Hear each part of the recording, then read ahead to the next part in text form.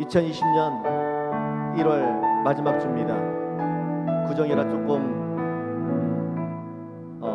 번거로운 마음, 또 분주한 마음, 이런 마음 다 내려놓으시고 이 시간 주님만을 원합니다. 주님의 사랑으로 채워주소서.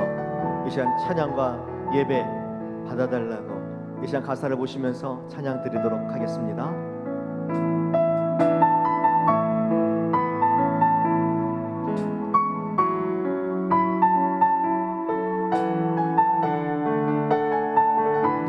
주께 가오니 날 이끄소서. 주께 가까이 날 이끄소서. 간절히 주님만을 원합니다. 이 시간 채워주소서. 주의 사랑을 진정한 찬양 드릴 수 있도록 주께 가까이 날 이끄소서. 간절히 주님만을 원합니다. 채워주소서. 주의 사랑을 진정한 찬양 드릴 수 있도록 이 시간 목마른 나의 영혼, 나의 영혼 주를 부르니 나의 맘 만져주소서. 주님만을 원합니다. 더 원합니다. 나의 맘 만져주소서. 처음부터 한 번 더 찬양합니다. 주께 가까이 날 이끄소서. 간절히 주님만을 원합니다. 아멘. 이 시간 채워주소서. 주의 사랑을 진정한 찬양 드릴 수 있도록 목마른 나의 영혼 주를 부르니 나의 맘 만져주소서. 주님만을 원합니다. 더 원합니다. 나의 맘 만져 올려서 목마른 나의 영혼 주를 부르니 나의 맘 만져주소서. 주님만을 원합니다. 더 원합니다. 나의 맘 만져주소서. 나의 맘 만져주소서. 나의 맘 만져주소서. 나의 맘 만져주소서.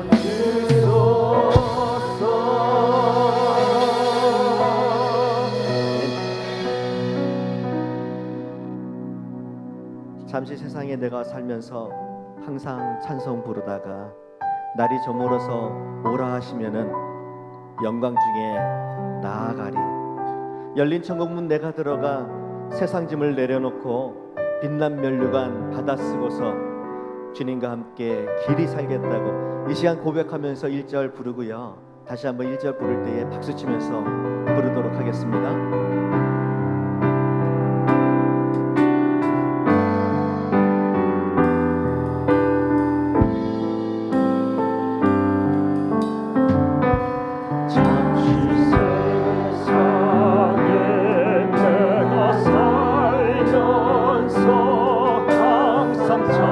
찬송 부르다가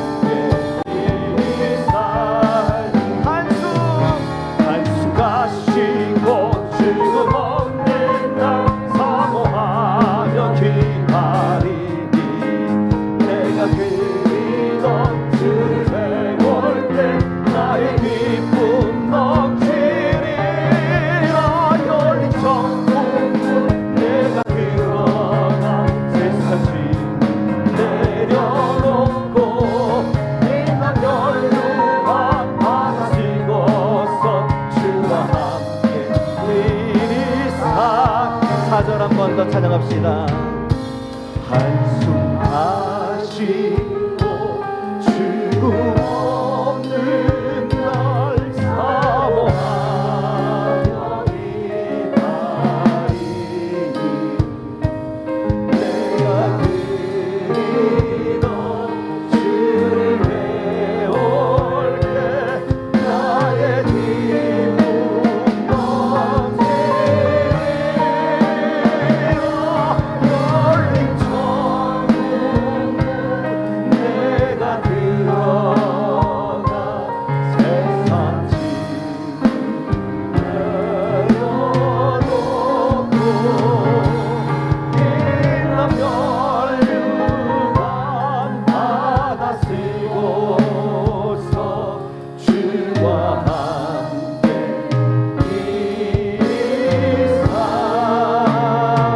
함께 영원히 사실 하나님께 영광의 박수 올려드립니다. 아멘.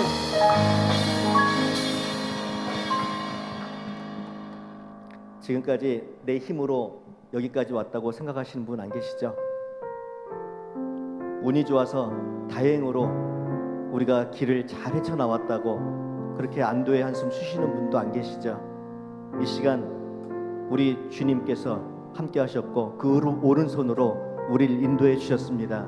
믿으시죠? 네. 이 시간 찬양할 텐데요.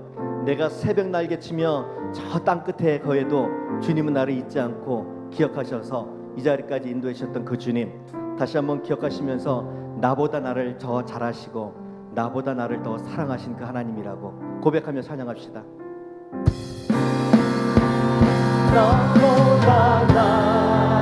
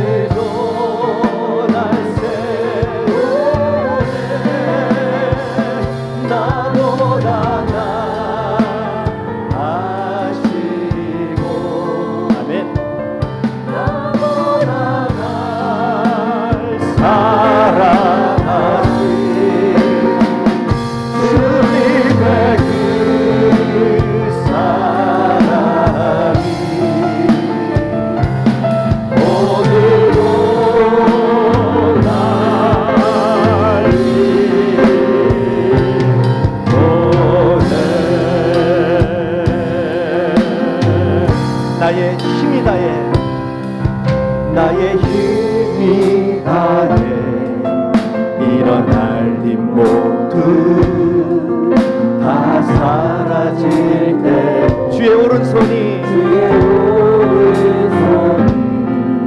나를 붙들어 세워 나의 길이 다해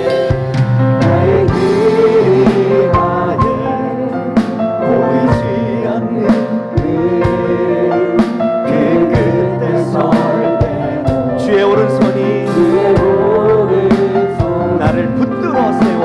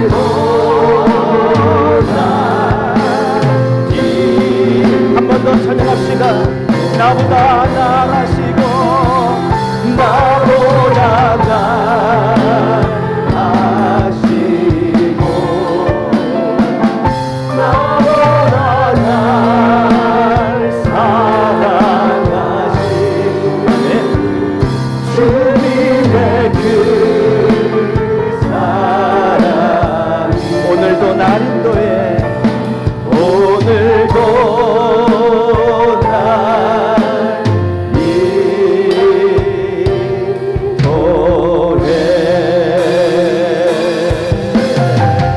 다 같이 일어나서 찬양합시다. 다 같이 일어나겠습니다. 창조의 아버지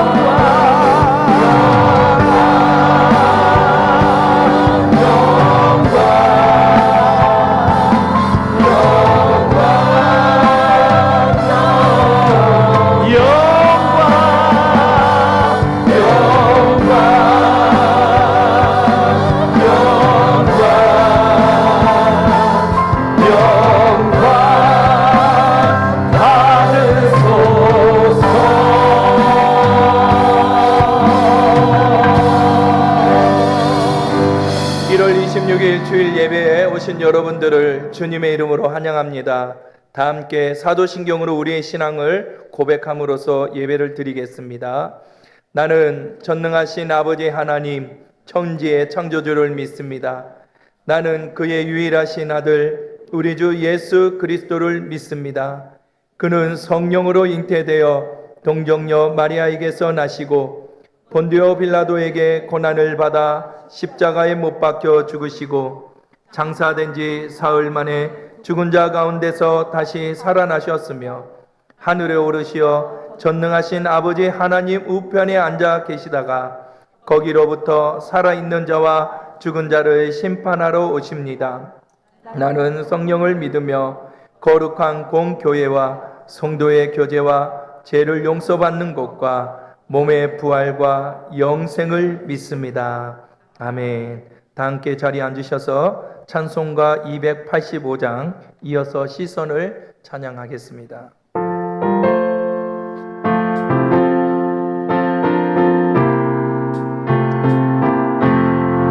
주의 말씀 받은 그날 참 기쁘고 복되도다. 기쁨만 못 이겨서 온 세상에 전하노라. 그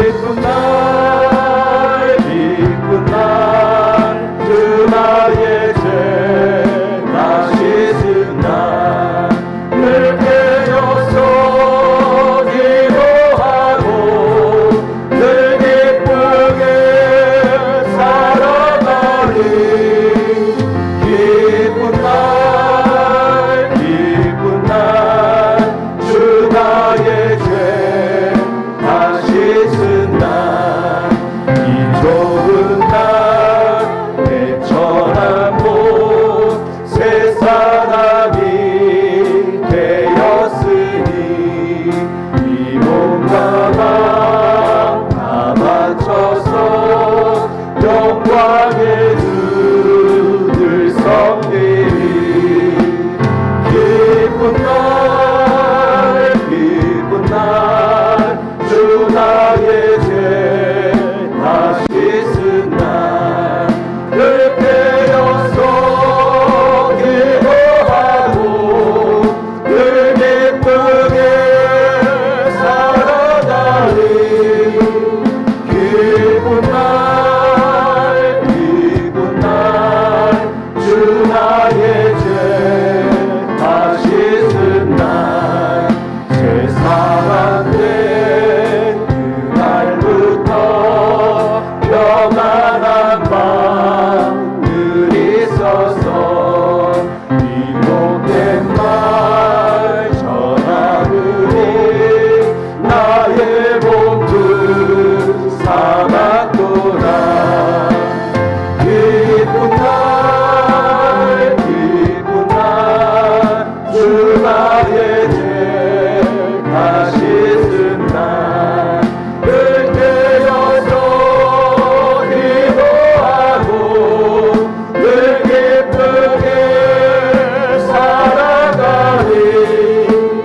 기쁜 날 주 나의 죄 다 씻은 날 내 괴로움과 울들어 주로 시작할 때 주의 일을 보냈네.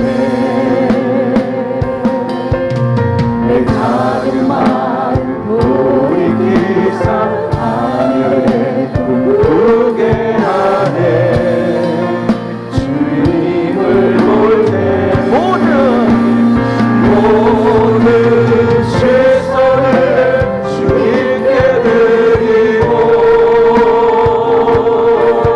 살아계신 하나님을 느낄 때 내 삶은 주의 역사가 되고 하나님이 일하게 모든 시선을 주님께 드리고 모든 시선을 주님께 드리고 살아계신 하나님을 느낄 때 내 삶은 주의 역사가 되고 하나님이 일하기 시작하네. 시간 우리 합심하여 함께 기도하기 원합니다. 오늘 우리의 예배가 신령과 진리로 드리는 예배가 될 수 있도록 성령 하나님 오늘 우리를 이끌어 인도하여 주시옵소서. 오늘 우리 예배 가운데 선포되는 말씀이 우리 마음에 깊이 새겨지게 하시고 말씀 따라 살아갈 수 있도록 우리에게 순종하는 믿음을 허락하여 주시옵소서. 오늘 이 시간 우리를 만나주시고 인도하여 달라고 우리 한 목소리로 기도하며 나가겠습니다. 좋으신 아버지 하나님 은혜와 사랑을 감사드립니다. 오늘도 하나님 앞에 나와 예배드리는 기쁨을 얻게 하여 주시고 하나님을 예배하는 아버지 하나님이여 이 귀한 시간을 우리에게 허락하여 주심을 감사드립니다. 오늘 우리의 예배가 진령과 진리로 온전하게 예배드릴 수 있도록 우리의 예배를 이끌어 주시옵소서. 성령 하나님 오늘도 선포되는 말씀이 내 영과 혼과 간절 고추를 쪼개고도 남는 하나님의 귀한 말씀이 되게 하여 주시고 나를 변화시켜 주시고 나를 새롭게 할 수 있는 아버지의 귀한 시간이 되게 하여 주시며 오늘도 그 말씀 따라 순종할 수 있는 믿음을 우리에게 허락하여 주시옵소서.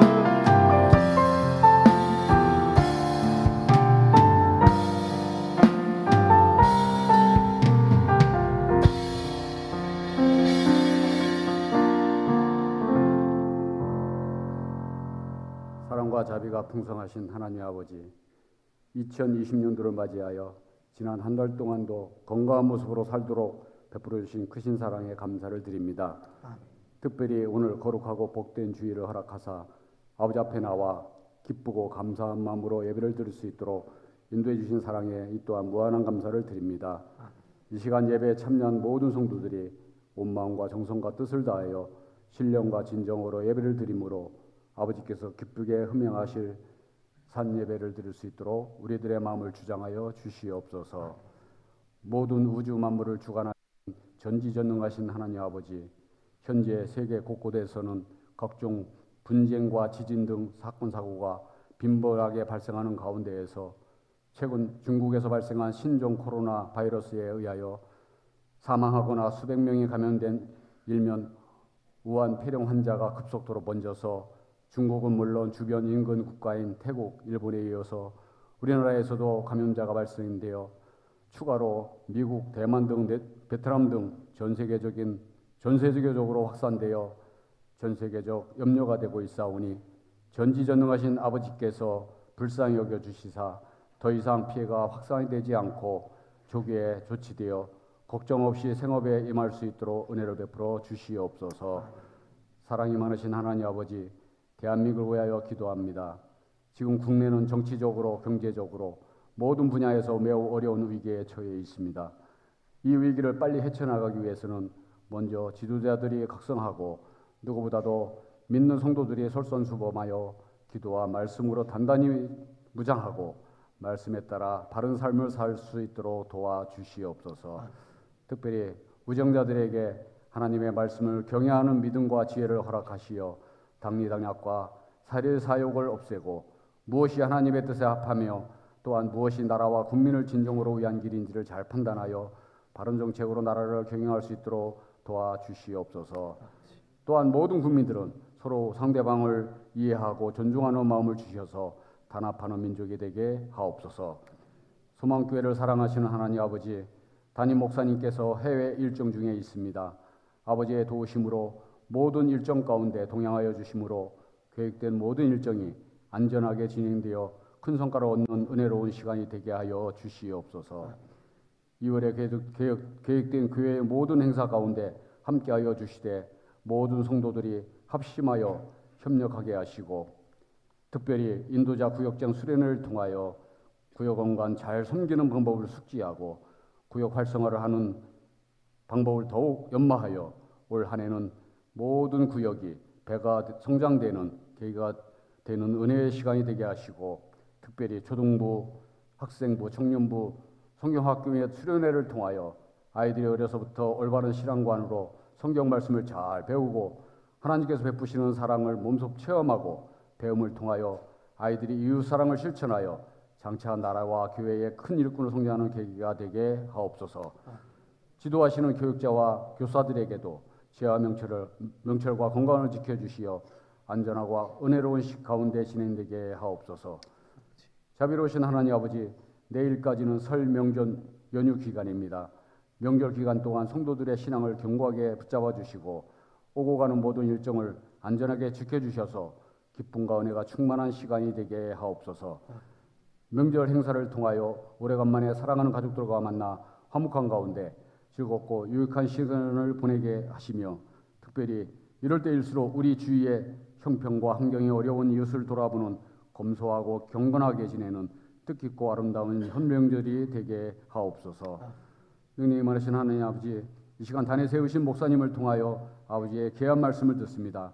목사님께 영육간의 건강함을 허락하여 주시고 사역하실 때 여러 환경으로 인하여 어려움이 없도록 도와주시며 목사님께 영의 능력을 7배나 더하여 주셔서 성령 충만한 말씀을 선포하실 수 있도록 도와주시고 모든 성도들은 마음의 문을 활짝 열어서 나에게 주시는 말씀으로 받아 말씀이 옥토밭에 떨어져서 그 말씀을 붙잡고 삶의 현장에서 아름답게 실천하며 살아가게 하옵소서.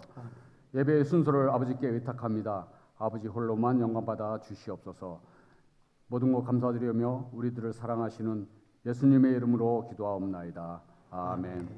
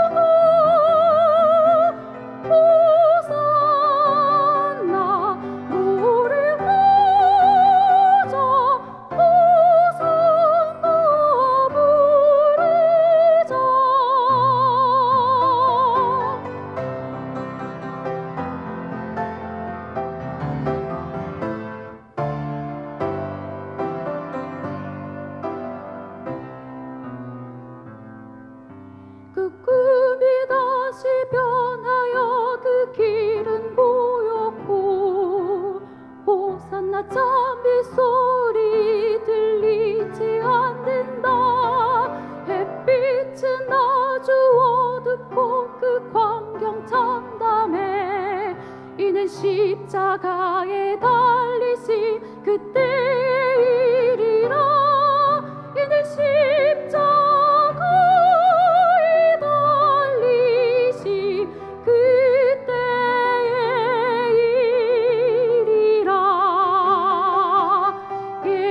예루살렘 예루살렘 그 거룩한 성읍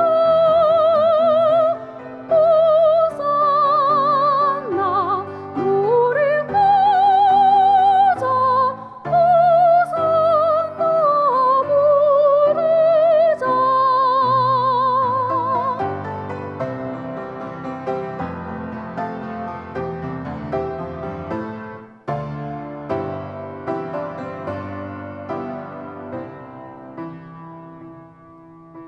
그 꿈이 다시 변하여 이 세상 다가고 그 땅을 내가 보니 그 유리 바다와 그 후에 환한 영광이 다 창에 비치니 그 성에 들어가는 자 참 영광이로다.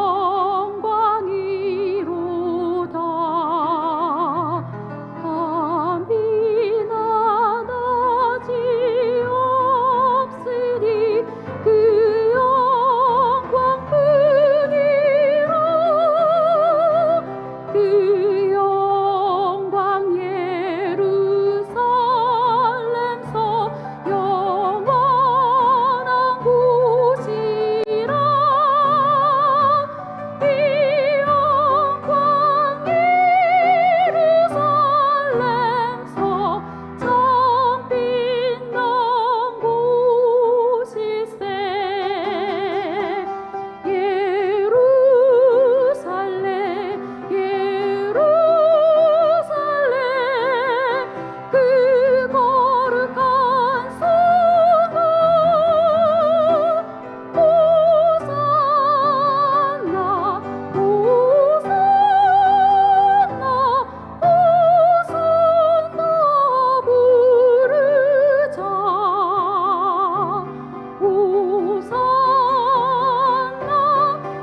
노래하자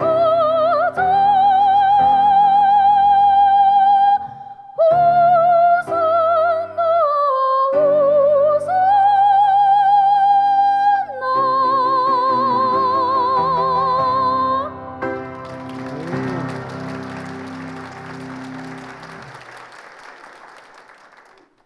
은혜로우신 아버지 하나님, 우리를 항상 인도하여 주시고 하나님의 날개 아래 안전하게 보호하여 주심을 감사드립니다. 하나님의 은혜와 인도에 감사하는 마음으로 이렇게 아름답게 찬양을 드려오며 또 하나님 앞에 여러 모양으로 예물을 드립니다. 감사 헌금을 드립니다. 10의 1조를 드리고 건축 헌금을 드립니다. 장학 헌금을 드립니다. 선교의 헌금을 드립니다. 또한 다양한 봉사의 모양으로 우리의 시간을 하나님께 드립니다. 감사하는 마음으로 정성을 들여서 하나님께 드리오니 하늘에서 받아 흠량하여 주시옵소서. 하나님 아버지, 이로 인하여 하나님께서 기쁜 마음으로 우리에게 복을 주시기를 원합니다. 우리 모두가 하나님 앞에 영원히 잘됨같이 범사에 잘되게 인도하여 주시옵소서. 우리의 가정과 학교와 사업장이 하나님의 충만한 은혜로 채워질 수 있도록 인도하여 주시옵소서. 우리가 머무는 곳마다 하나님께서 함께하여 주셔서 나가도 복을 받고 들어와도 복을 받는 우리 모두가 될 수 있도록 인도하여 주시옵소서.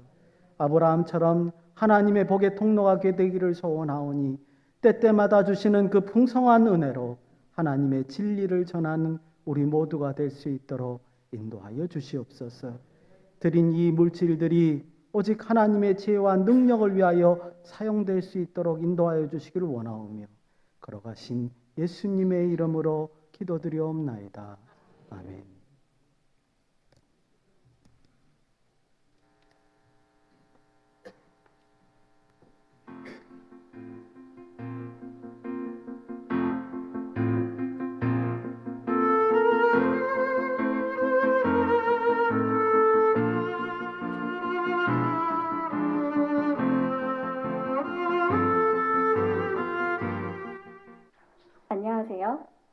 넷째 주 소망 뉴스를 전해드리겠습니다. 첫 소식입니다. 2부 예배 후 11시 20분에 3층 식당에서 노년부 예배가 있습니다. 많은 참여 부탁드립니다. 현재 담임 목사님은 미국의 포럼 강의와 멕시코 선교 지역을 방문하고 있으며 이번 주 30일에 귀국하십니다. 구역 인도자 및 구역장 수련회가 이번 주 2월 1일 토요일 오전 10시부터 오후 2시 30분까지 바울홀에서 진행됩니다. 화요일까지 교구장에게 신청해 주시기 바랍니다. 맛있는 점심과 선물이 있으며 아이 돌보미도 있습니다. 다음 주일부터 2020년 구역 예배를 개강합니다. 올해는 더욱더 모이는데 힘을 쓰시기를 바랍니다. 2월 목회 계획을 참고하여 기도해 주시고 적극적으로 동참해 주시기 바랍니다. 1월의 주제는 들음과 순종입니다. 하나님의 말씀을 따라 의롭고 선한 삶으로 빛의 열매를 맺는 성도가 됩시다. 오늘은 점심 식사가 없습니다. 계속되는 구정 연휴를 검소하고 경건하게 잘 보내시기 바랍니다.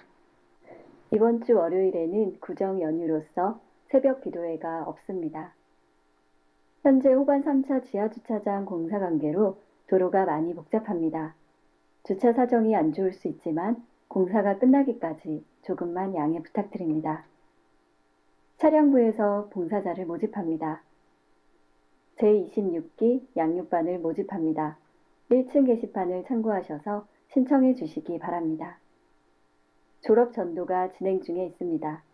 1층 게시판을 참고하셔서 영혼 구원에 함께 동참해 주시기 바랍니다. 2020년 헌금 특송으로 섬기기 원하시는 분들은 1층 게시판에 기록해 주시기 바랍니다.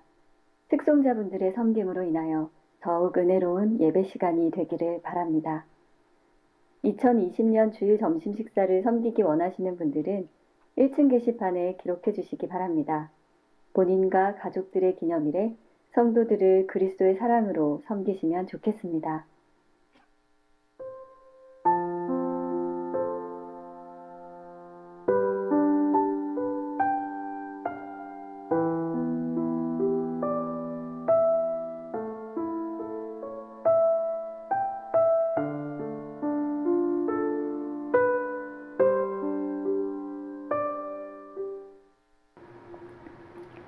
어느덧 1월 마지막 주를 맞이하였습니다. 언제나 변함없이 우리를 지키시고 인도하시는 주님을 기억하면서 오늘 하루도 행복한 주일 되세요. 감사합니다.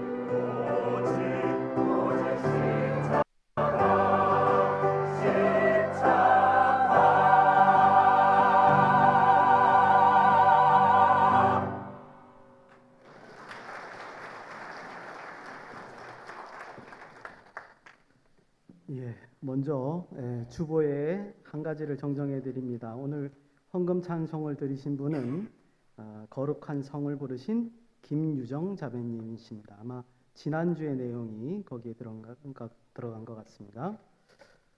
그리고 또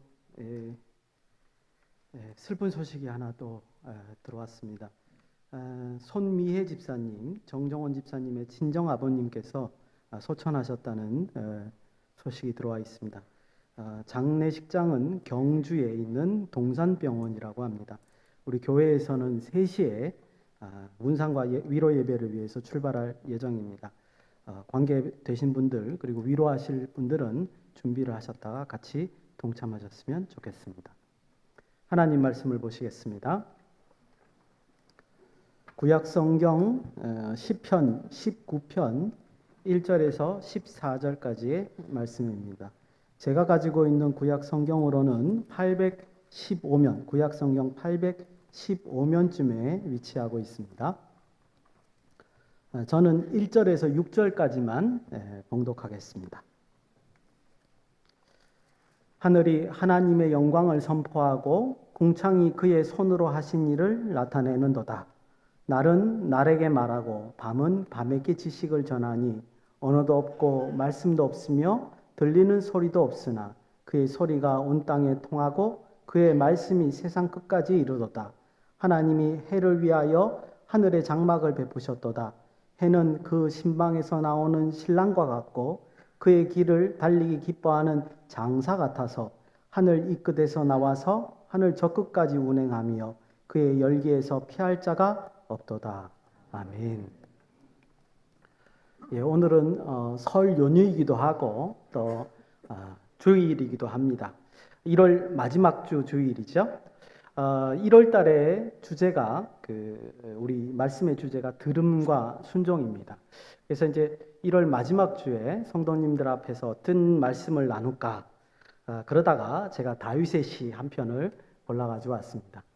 여러분들이 요즘에 이제 어디 식사하러 가시다가 아주 맛있는 집을 이제 발견을 하면 인생 맛집이다 이렇게 말씀들을 하시잖아요. 저도 성경을 읽다가 시 중에서 인생시에 해당되는 게 저에게는 이 19편의 말씀입니다. 그래서 한번 이 말씀을 좀 나누었으면 좋겠다 이런 생각도 들었고요. 그리고 1월 달의 주제와 같이 이 시가 하나님의 말씀을 온전히 들음으로 해서 어떻게 순종으로 나아갈 것인가 그 찬양의 내용이 다윗의 찬양의 내용이 여기에 들어있기 때문에 제가 한번 골라와 봤습니다. 그래서 1월이 지나기 전에 이 찬양시를 같이 묵상하시고 2020년 한 해를 다짐하고 계획하는 시간이 되었으면 하는 바람입니다. 바로 본문으로 들어갈 텐데요. 시다 보니까 우리가 시를 감상해야 됩니다. 그래서 제가 한 절 한 절 읽으면서 같이 내용을 이해해 보도록 하겠습니다. 이 시편 19편은 세 부분으로 나누어집니다. 1절에서 6절까지가 한 단락이고 여러분들 뭐 쉽게 보시면 알겠지만 7절에서 10절까지가 아주 확 구분이 되죠. 두 번째 단락입니다. 조금 구분은 안 되지만 11절에서 14절이 세 번째 단락입니다. 그래서 왜 이렇게 단락이 나누어졌는지 그 내용이 무엇인지 저는 이게 이제 다윗의 세 가지 찬양으로 보는데 어떤 내용인지 한번 살펴보겠습니다. 먼저 1절에서 6절을 한번 보시죠. 창조주 하나님께서 그 피조 세계를 창조한 것에 대해서 다윗이 찬송하는 내용으로 읽혀집니다. 제가 1절을 한번 읽겠습니다. 하늘이 하나님의 영광을 선포하고 궁창이 그의 손으로 하신 일을 나타내는도다. 아멘. 다윗이 하늘을 바라보고 천지를 지으신 하나님의 창조 역사를 묵상하고 깨달은 그 부분이죠. 그걸 찬양하고 있는 겁니다. 이 1절이 우리에게 참 놀라운 것은 뭐냐 하면 사실은 우리가 이처럼 날마다 눈을 뜰 때마다 다윗처럼 하나님께서 만드신 그리고 우리가 생활하는 이 아름다운 환경 이거에 대해 마땅한 감사가 있어야 되는 거예요. 근데 우리는 이제 그러지를 않죠. 삶을 살다 보니까 바빠서 그러지 않는다는 거죠. 뿐만 아니라 이 아름답고 조화로운 질서에 대해서 하나님께 마땅히 찬양할 그런 가치가 있는 겁니다. 이런 것을 우리가 잊어버릴 때가 많은데 사실은 이 다윗의 시편 1절을 읽어보면서 19편 1절을 읽어보면서 다시 상기시켜야 된다 이런 생각이 듭니다. 다윗은 하나님의 창조 환경과 그 질서에 대해서 이렇게 표현했습니다. 1절 읽으신 것 같죠? 뭐라고 했냐면 하늘이 하나님의 영광을 선포하고 궁창이 그의 손으로 하신 일을 나타내는도다. 이랬단 말이에요. 이때 사실은 자기가 강조하고 싶은 걸 두 번 얘기하는 거예요. 하늘이나 궁창이나 사실은 같은 말이거든요. 근데 말을 바꿔서 두 번 반복하면서 강조하는 겁니다. 그러면 뒷부분도 똑같죠. 하나님의 영광이 뭐냐면 그의 손으로 하신 일이 되는 거죠. 그의 손으로 하신 일이 뭐야? 하나님의 영광이다. 이렇게 지금 강조하는 겁니다.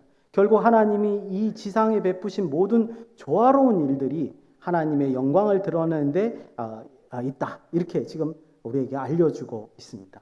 제가 무엇이 하나님의 영광을 드러낸다고 말씀했습니까? 금방 자연 만물이 하나님의 영광을 드러낸다. 이렇게 지금 설명하고 있죠.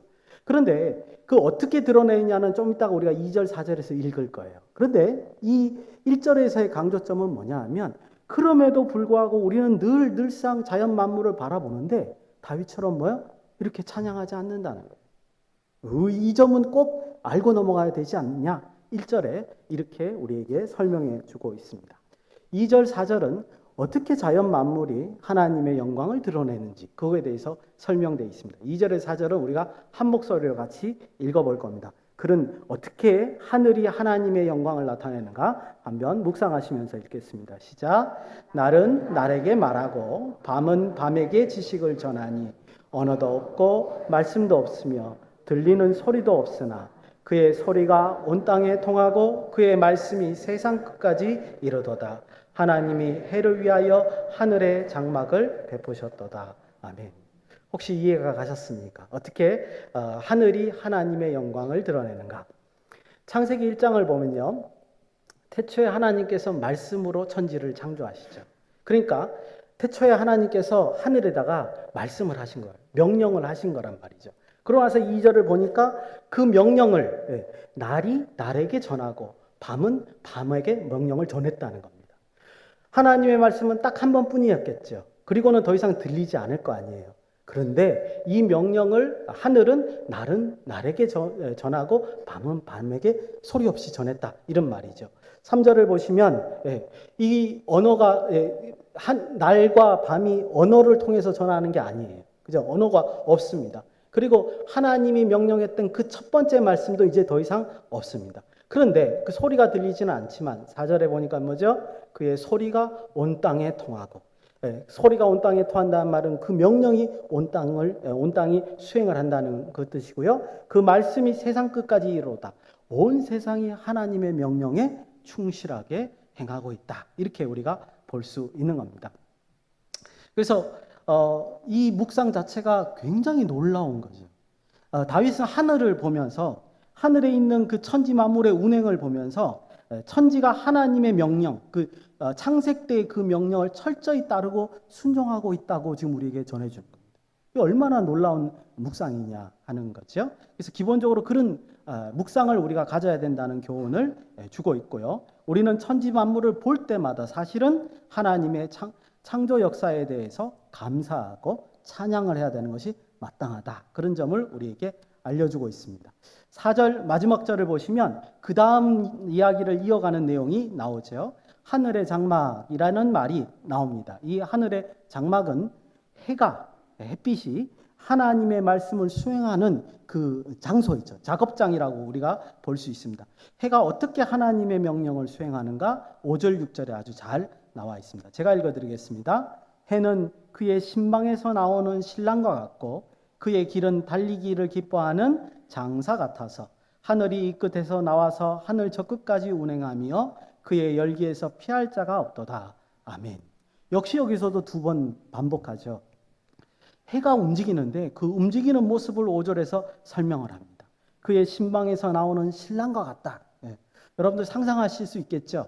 이미 이제 갓 결혼을 했어요. 그래서 첫날 밤을 치렀어요. 그리고 난 다음에 신랑이 그 신방에서 나온다는 거죠.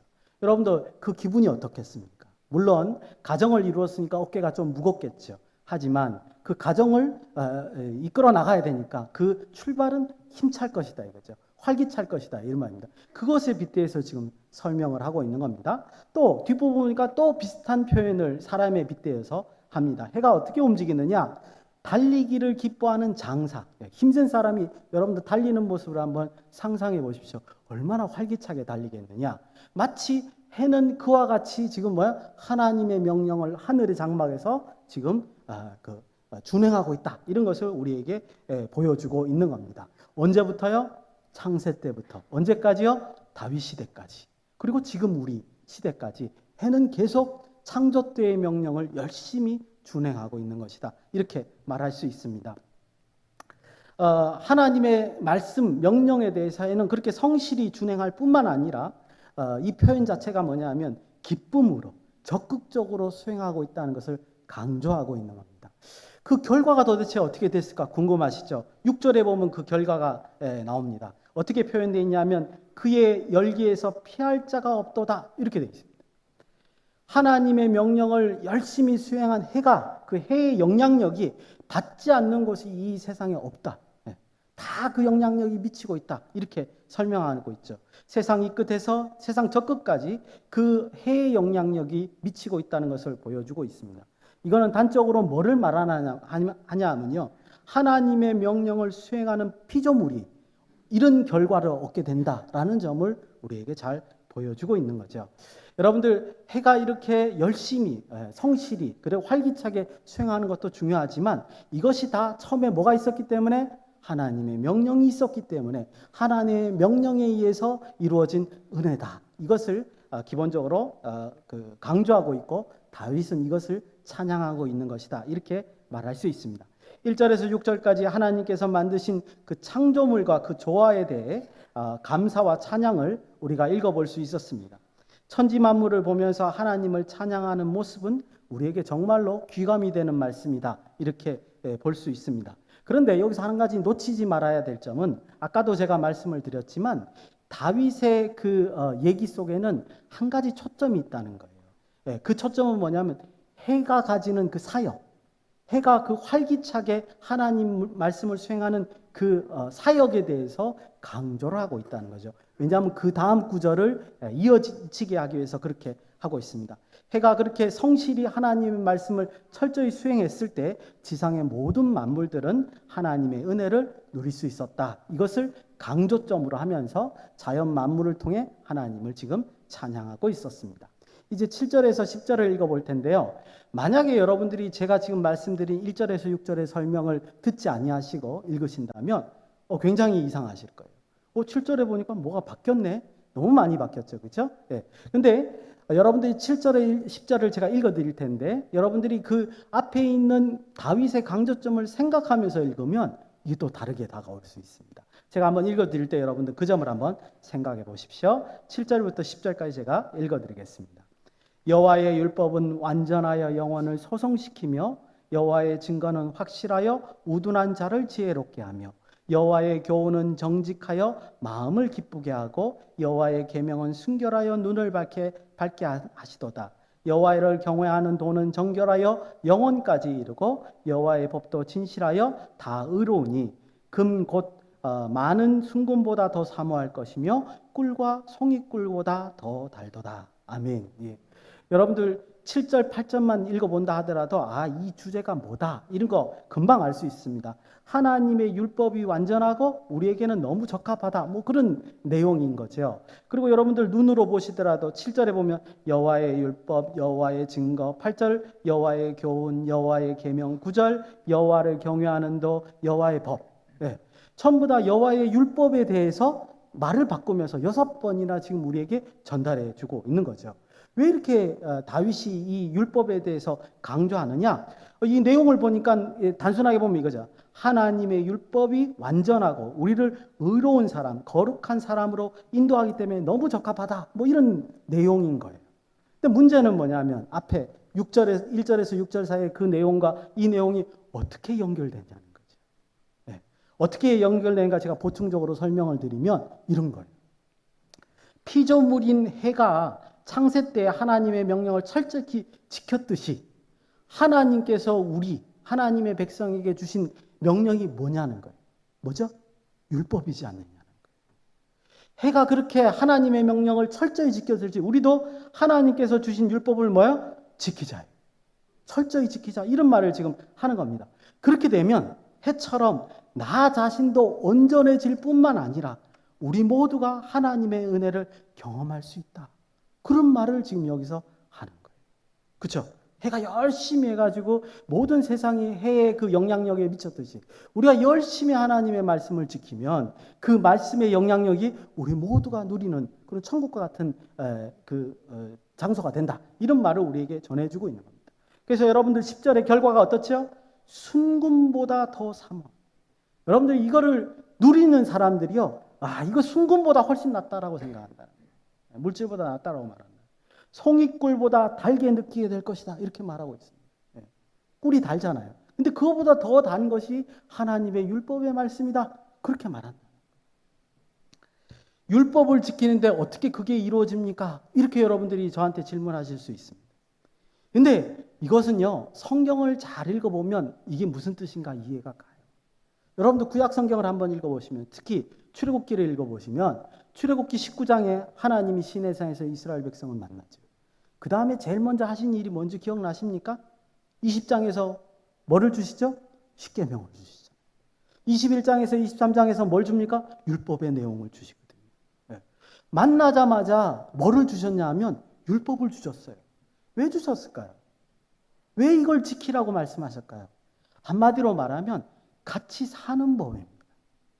하나님과 이스라엘이 같이 사는 법에 대해서 하나님이 19장에서 이스라엘 백성을 만나고 430년 만에 이스라엘 백성을 시내산으로 인도하고 난 다음에 기쁜 마음으로 하나님께서 이스라엘 백성에게 이 나와 같이 사는 법이 뭐다라는 것을 율법으로 주신 거예요. 그래서 레위기의 그 율법은 뭐냐 하면 이스라엘 백성이 거룩해지는 법이에요. 거룩하면 뭐 어떻게 하기 위해서요? 거룩해서 하나님과 함께 살게 하기 위해서. 지극히 거룩하신 분과 함께 사는 법은 우리가 거룩해지는 수밖에 없는 거죠. 만약에 부정하게 되면 거룩하신 분과 만나는 순간 심판을 받게 돼 있기 때문에 그렇습니다. 죽임을 당할 수밖에 없기 때문에 그렇다. 이렇게 말하는 겁니다. 근데 중요한 사실은 이렇게 하나님께서 이스라엘 백성에게 율법을 준다는 얘기는 뭐냐면 그 속에 그 숨은 뜻이 비밀이 뭐냐? 하나님은 우리와 함께 사시기를 원하신다는 사실. 그 비밀이 율법에 들어있는 것이다. 이렇게 말할 수 있습니다. 제가 정리해서 다윗의 이 찬양 내용을 한번 의역해서 한번 만들어 봤습니다. 하나님만이 오직 살아계시고 유일한 하나님이십니다. 하나님께서 이 세상을 창조하신 창조주이시고 주권자이십니다. 그런데 이런 하나님께서 우리와 교제하시기를 원하시니 이 율법을 잘 지키면 생명을 주신다고 하시니 내가 어찌 찬양하지 않을 수 있겠습니까? 이런 찬양을 지금 하는 거와 동일하다는 거죠. 왜 이런 말이 되냐면요. 여러분들 보세요. 하나님 말고 다른 신이 있다고 한번 생각해 봅시다. 그리고 그 다른 신이 하나님의 계획을 방해할 수 있다고 한번 생각해 봅시다. 어떻죠? 다윗의 이런 고백이 해당이 될까요? 실행이 될까요? 그럴 수 없습니다. 오직 하나님이 한 분만 계시고 오직 그분이 이 세상을 주관하시니까 그리고 그분이 우리와 함께 사시겠다고 율법을 주셨으니까 이 모든 고백이 다 성립이 되는 거죠. 다윗은 그걸 깨달았기 때문에 지금 이렇게 찬양하는 여호와의 율법을 그렇게 찬양하는 것이다. 이렇게 말씀드릴 수 있습니다. 이게 바로 구속의 원리죠. 그렇죠? 구원의 원리란 말이죠. 1절에서 6절은 그러고 보니까 뭐죠? 하나님의 창조의 원리였던 겁니다. 그러니까 1절에서 6절까지 창조의 원리를 얘기하고 7절에서 10절까지 구속의 원리를 구원의 원리를 얘기하고 난 다음에 다윗은 이 두 가지가 같다라는 걸 얘기를 하는 거예요. 하나는 피조물에게, 하나는 우리 사람들에게. 그런 말을 하는 거예요. 그래서 우리가 하나님의 율법을 성실히 지키고 나아간다면 하나님께서는 우리를 통하여 그 하나님의 거룩한 역사를 이룩하실 것이다. 그래서 하나님을 찬양한다. 이렇게 말하는 거죠. 11절에서 이제 13절 마지막 단락입니다. 14절까지죠, 원래. 제가 14절을 뗐습니다. 11절부터는 뭐가 이게 달라질 건가? 뭐 별로 차이가 못 느끼겠지만 가만히 들여다보면 차이가 드러납니다. 뭐냐 하면 앞에 말했던 창조의 원리와 구속의 원리를 이번에는 어떻게 11절부터 자기에게 적용시키고 있어요. 다윗이 자기 자신의 삶에다가 이 원리를 적용시키고 있습니다. 제가 읽어드릴 테니까 여러분들 그렇게 이해하시면서 들어보시기 바랍니다. 또 주의 종이 이것으로 경고를 받고 이것을 지킴으로 상이 크니이다. 자기 허물을 능히 깨달을 자가 누구리요? 나를 숨은 허물에서 벗어나게 하소서. 또 주의 종에게 고의로 죄를 짓게 말게 하사 그 죄가 나를 주장하지 못하게 하소서. 그리하면 내가 정직하여 큰 죄과에서 벗어나겠나이다. 아멘. 예. 여러분들 이 어떻게 적용하는가 한번 살펴보실 필요가 있습니다. 11절을 보시면요. 이것이 뭐죠? 율법이죠. 이것으로 경고를 받고 이것을 지킴으로 상이 크다고 했습니다. 하나님의 율법이요. 내 삶을 경고하신대요. 그 경고를 들음으로 말미암아 뭐야? 내가 받을 상이 크다는 거예요.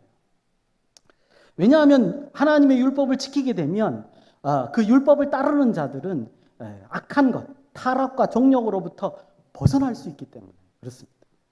벗어나는 그 율법에 준하는 삶이라고 하는 것은 하나님께 어쩔 수 없이 상급을 받을 수 있는 그 삶이라는 것을 여기서 우리에게 보여주는 거죠.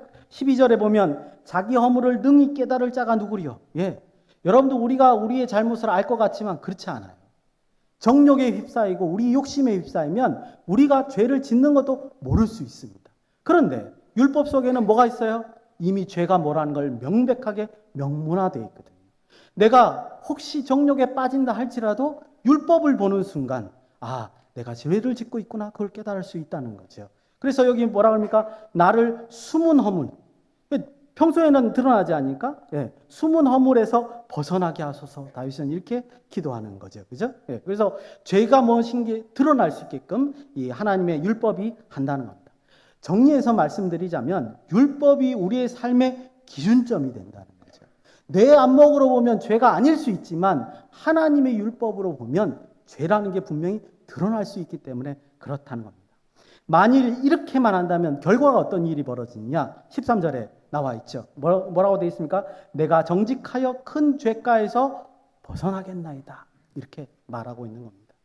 여러분 구약율법에서 보시면 부지간에 그러니까 알지 못하고 저지른 죄에 대해서는요. 제사를 지내면 돼요. 그럼 하나님이 용서하셔요. 그런데 고의로 저지르는 죄에 대해서는 어떻게 해요? 용서가 없어요. 사실은. 하나님이 그 허물에 대한 대가를 물으신단 말이죠. 돌로 쳐서 죽이라고 여기까지 해놓으셨단 말이에요. 근데 우리가 정욕에 빠지다 보면 어떻게 해요? 내가 죄인 줄을 알면서도 그 죄를 저지른단 말이에요. 그러지 않기 위해서는 어떻게 말하는 겁니까? 율법을 보면서 나의 삶을 평가할 필요가 있다. 그 기준점을 율법에 둘 필요가 있다. 이렇게 말하는 겁니다. 그리고 다윗은 이것이 찬양받으실 만하다. 하나님께서 우리에게 율법을 주신 것은 정말 찬양받으실 만하다. 우리에게 얘기를 하는 거죠. 여러분들 지금까지 짧은 시였죠. 다윗의 이 세 가지 찬양의 모습들을 봤습니다. 그리고 난 다음에 14절에 아주 명언을 하죠. 일부러 14절을 뒤로 뺐습니다. 우리 한번 다 같이 읽어보려고요. 다윗이 이 세 가지 기도를 생각하시면서 14절 말씀을 한 목소리로 읽어보겠습니다. 시작. 나의 반석이시여 나의 구속자이신 여호와여 내 입의 말과 내 마음의 묵상이 주님 앞에서 연락되기를 원하나이다. 아멘. 정말 아멘. 1절에서 6절까지 피조 세계를 바라보면서 묵상했던 그 묵상. 그리고 하나님 말씀을 통해서 하나님 말씀을 묵상하면서 또 지키겠다고 하는 다짐. 이런 것들이 우리의 고백이 돼야 돼요. 그렇죠? 그리고 그런 고백들이 우리에게 늘상 있어서 그게 14절 말씀같이 하나님께 연락돼야 돼요. 하나님이 그걸 들으시고 기쁘게 받으셔야 되죠. 그래야지 우리에게 복이 있는 거 아니겠습니까? 그래서 오늘 말씀을 따라서 세 가지 마땅한 찬양들, 다윗의 세 가지 마땅한 찬양들을 보셨는데 이런 찬양이 2020년 한 해는 늘 있어서 똑같이 하나님께서 연락하셔서 그런 하나님의 은혜가 우리에게 임하기를 진정으로 소원을 합니다. 마지막으로 제가 말씀드리고 싶은 것은 이제 이 시편을 여러분들과 나누고 난 다음에 혹시 여러분들이 이렇게 생각하실 수 있다는 생각이 들었습니다.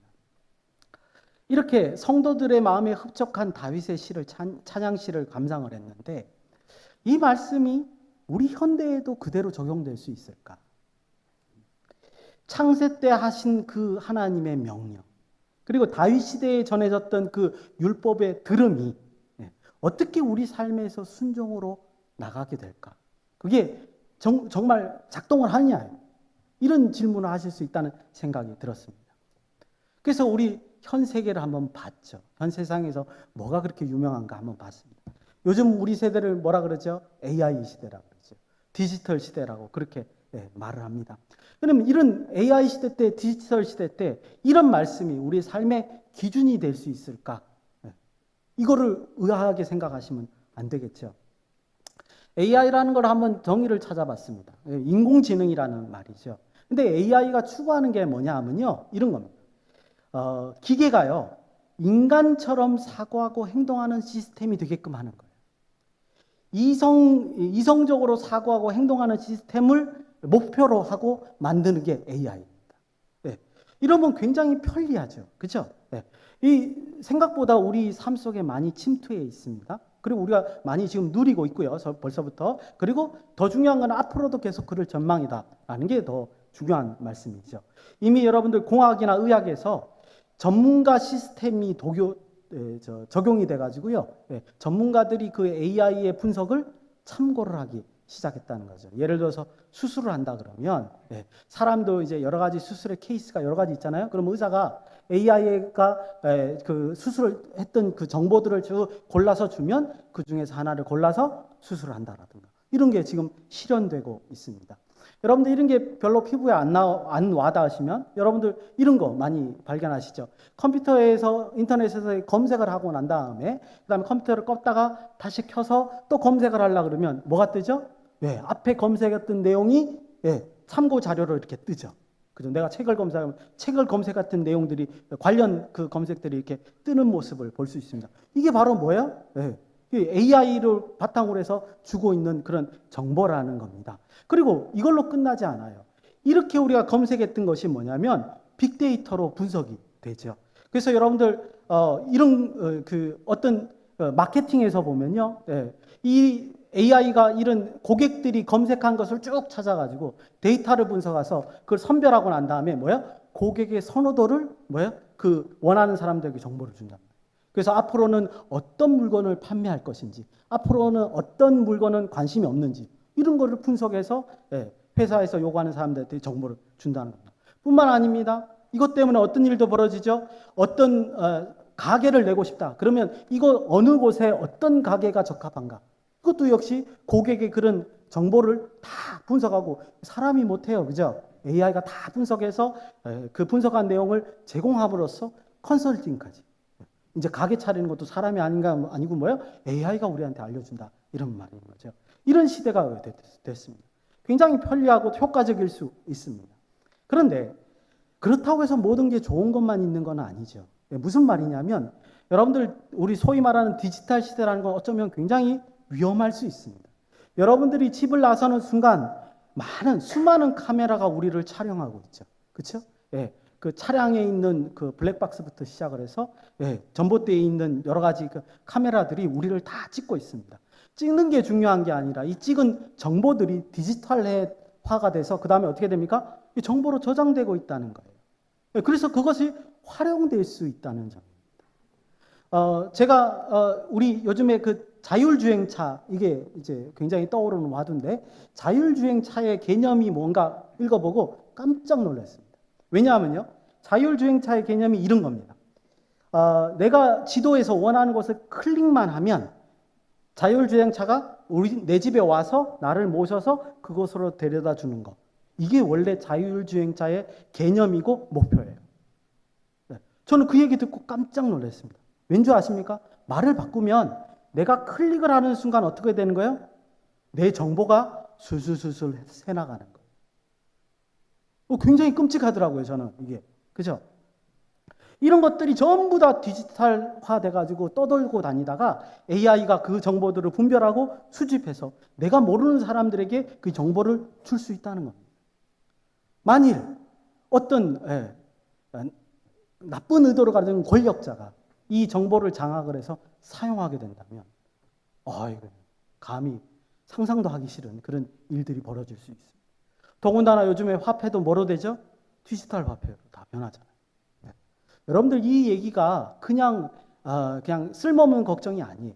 왜냐하면 많은 전문가들이 중국을 바라보면서 중국이 디지털화가 저렇게 빨리 되는 걸 바라보면서 이런 부분들을 염려하고 있는 거예요. 잘못하면 우리의 삶이 정말 누군가에 의해서 통제되고 움직여질 수 있는 거예요. 우리 정보가 다 노출되기 때문에. 이런 말씀을 드려서 정말 죄송한데 벽두부터 다시 원래 질문으로 돌아가 보겠습니다. 이렇게 우리 성도들 마음에 흡족한 다윗의 찬양시를 묵상했는데 이 말씀이 이런 시대에 우리에게 그대로 적용될 수 있을까? 과연 창세 때의 하나님의 명령, 다윗 시대의 율법이 우리에게 들림으로 인해서 우리의 삶의 순종으로 나가는 게 가능한가? 생각해 봐야 되잖아요. 그렇죠? 저는 충분히 가능하다 이렇게 말씀드리겠습니다. 아니, 더욱더 필요한 시대가 되었다 이렇게 말씀드리겠습니다. 지금 제가 방금 예시로 드렸던 것 같이요. 현대과학은 우리가 생각하는 것보다 훨씬 빠르게 발전하고 있습니다. 그래서 AI, 디지털 이런 것보다 앞으로는 우리가 정말 듣지도 보지도 못하는 얘기들을 우리에게 전해줄 수 있어요. 하지만 중요한 것은 뭐냐면 이 점이에요. 이 AI나 디지털 시대 같은 이 시대에 이것을 통제하고 사용하는 것은 누구죠? 분명 사람들이라는 거예요. 여러분들 이 점을 잊지 마시길 바랍니다. 다시 말씀드리면 그 도구들을 사용하는 사람들이 하나님의 명령을 준행하느냐 준행하지 않느냐 이것이 더 중요한 시대가 되었다 이렇게 말씀드릴 수 있습니다. 도구는 그 자체가 좋거나 나쁘거나 편리하거나 이런 게 될 수가 없는 거예요. 그 도구를 어떻게 사용하느냐 그 사람에 달려 있는 거죠. 사람이 이걸 악하게 사용하면 그건 우리에게 악으로 돌아오는 것이고요. 그걸 선하게 살려 하면 우리에게 편리로 돌아올 수 있는 것이다. 이렇게 말씀드릴 수 있습니다. 그래서 교회는 사람에게 진리를 전달하고 가르쳐야 되는 겁니다. 그래서 교회는 말씀을 가르쳐서 이 세상에 하나님의 명령이 수행되는 곳으로 만들어야 되는 겁니다. 그래서 우리가 이렇게 예배드림으로써 하나님의 영광을 주님 오시는 날까지 전하는 것, 알리는 것, 그죠? 찬양하는 이런 것이 필요하다 이렇게 말씀드릴 수 있습니다. 여러분들 명절 때 여러분들 여기 왜 오셨습니까? 왜 하나님 앞에 예배드리러 오셨습니까? 이렇게 예배드리러 말미암아 우리는 이 하나님의 말씀을 믿는다 세상에 알리는 것이 아니겠습니까? 이런 것이 마땅한 일이다. 저는 이렇게 말씀드리는 겁니다. 제가 생각할 때 이런 점에서 오늘 다윗의 찬양, 이 다윗의 이 시가 우리의 삶을 하나님의 명령을 듣는데 그리고 그 들음의 말씀을 순종으로 옮기는데 기준점이 되지 않을까 이렇게 생각해 보았습니다. 2020년 이것도 벌써 1월이 다 지나고 다음 달이면 이제 2월입니다. 다음 주면 그죠? 그래서 여러분들이 설 연휴를 보내고 계신데 설 연휴 동안 하나님의 은혜 가운데 가족과 함께 평안한 쉼을 누리는 거 굉장히 중요합니다. 하지만 동시에 이렇게 하나님의 말씀을 들음으로 해서 이 2020년 한 해의 기준점을 마련하시는 저와 여러분이 되시기를 예수님의 이름으로 축원드리겠습니다. 다 일어나셔서 찬송가 410장 1절과 4절을 부르시는데 그 노래가 뭔지 한번 생각해보면서 찬송했으면 좋겠습니다.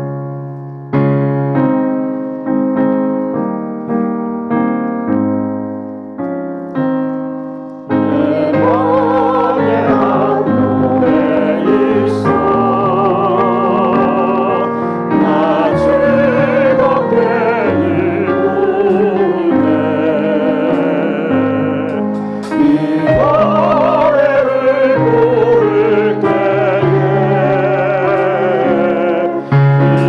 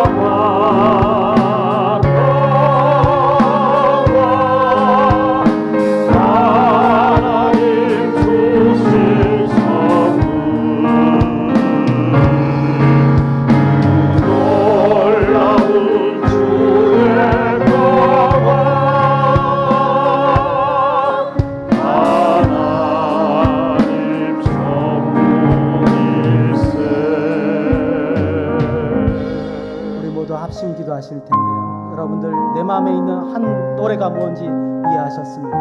오늘 시편 19편과 같은 하나님을 찬양하는 노래가 아닐까 생각합니다. 하나님께서 창조하신 아름다운 세상에서 합당한 찬양을 드릴 수 있도록 기도하셨으면 좋겠고요. 두 번째는 그래서 하나님의 말씀으로 우리 말과 우리의 묵상이 온전하게 합당하게 하나님 앞에 연락되게 해달라고 통성으로 기도하시겠습니다.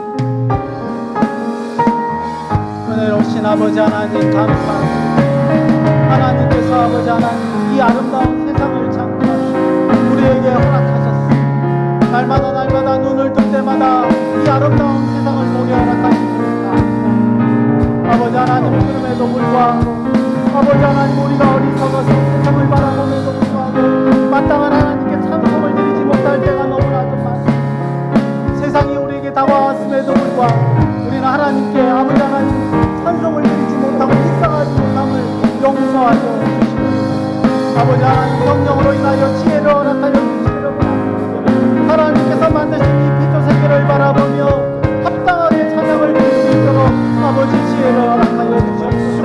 성령의 지혜로 이 땅을 살아갈 수 있도록 역사하여 주시고 함께하여 주시옵소서. 우리가 단술로 가여 아버지 하나님이 하나님을 찬양하는 법을 배우게 주옵소서.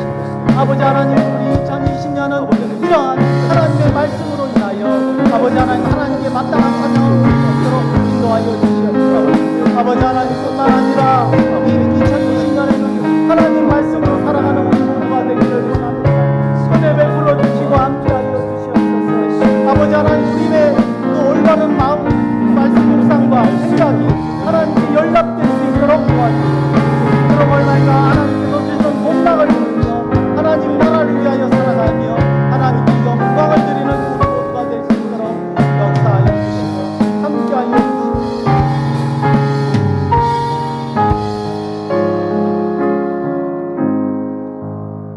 교회의 머리가 되시는 우리 주 예수 그리스도의 은혜와 하나님의 놀라우신 사랑과 성령님의 위로 고통 역사 충만하심이 하나님의 말씀을 기준으로 하여 살기를 원하는 성도들 머리 위에 그의 가정 위에 사업터 위에 이제로부터 영원히 함께 있을지어다. 아멘.